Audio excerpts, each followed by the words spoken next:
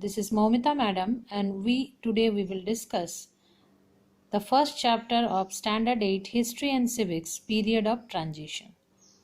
So, here we will see the change. Transition means change. So, what changes came as a result that after the 14th century, from 14th to 16th century, the Middle Ages ended and new flood of ideas came in the life of the people. So actually what happened in 14th century, the life of the people of Europe was become very difficult with wars, prisons, revolts and the Black Death. So what is Black Death? Black Death is a natural disaster. Black Death is a natural disaster and that killed millions of people throughout the world.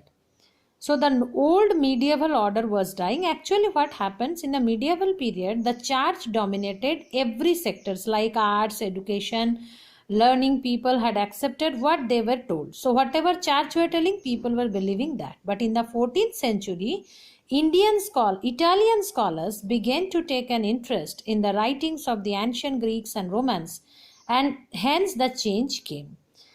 Next, transition from medieval to modern age. From 14th to 16th century, already I told that Europe was transformed by a flood of new ideas. This transformation in Italy brought a new ways of building, new style of art, new ways of living. This period was known as Renaissance. It means rebirth. That means the old order changed and the new ideas took birth. Then the Renaissance affected art and science, architecture, sculpture. Ideas became more realistic, more human and less dominated by religion. So earlier everything was dominated by religion and now everything became very much realistic. Even paintings, statues were like lifelong.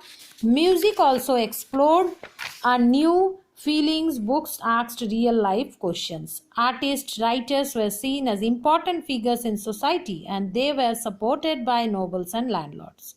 So and another thing that helped to spread these new ideas, that is printing. So earlier what was happening, everything was handwritten. As a result, the books could not be reached or the new ideas could not be reached to a mass people. But now it was possible to reach to everybody.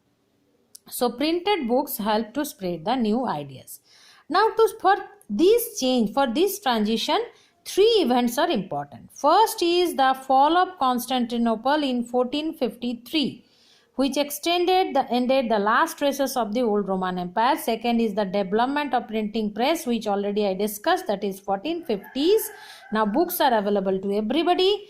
And the third one is the first voyage of Christopher Columbus to the America in 1492. So these three events you have to remember. Which are the three events? Questions may come. Which are the three events that mark the end of the medieval period and the start of the modern age? First is the fall of Constantinople in 1453, then the development of printing press in 1450s, and the Christopher Columbus voyage to America in 1492. Next is the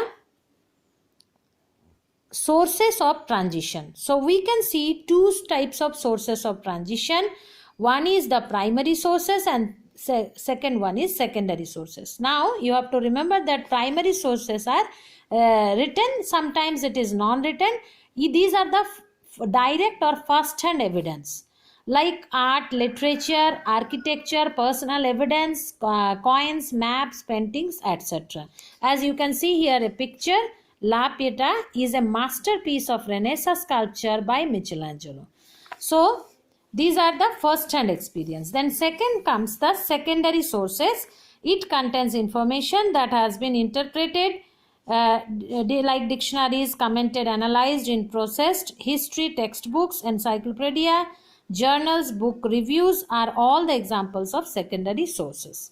Next we will see the factors responsible for Renaissance. And the first factors that is responsible for Renaissance is the printing press. So now we will see what is the importance of printing press and which brought the changes. This transition came.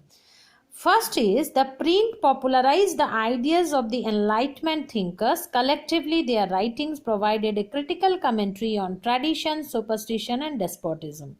The writings of Voltaire and Rousseau were read widely, and those who read these books saw the world through new ideas, eyes that were questioning, critical, and rational. It transformed the lives of people, changing their relationship to information and knowledge, and with institutions and authorities. It influenced popular perceptions and opened up new ways of looking at things.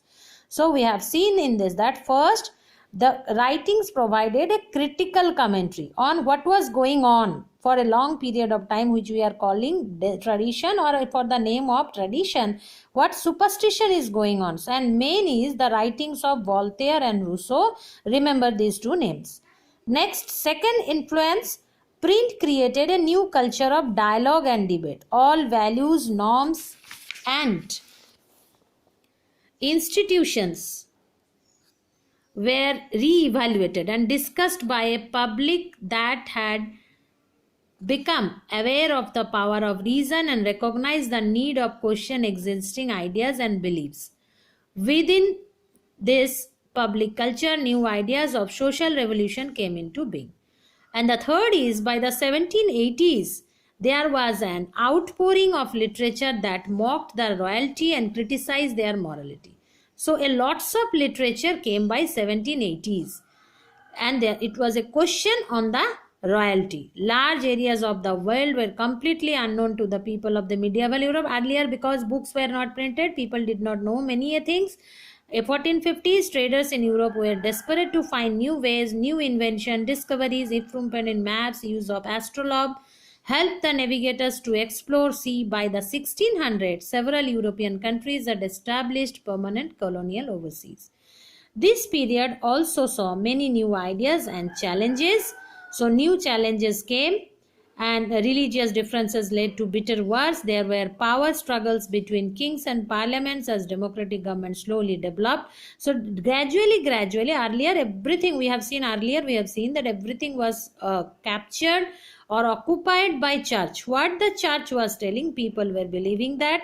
Now democratic government slowly developed. From the 1500, there were startling advances in science with inventions such as the telescope and microscope, revealing new wonders and prompting new questions. Great scientists, remember the name, Copernicus, Galileo, Newton, challenged the old ideas, and a new freedom of thought began to shake.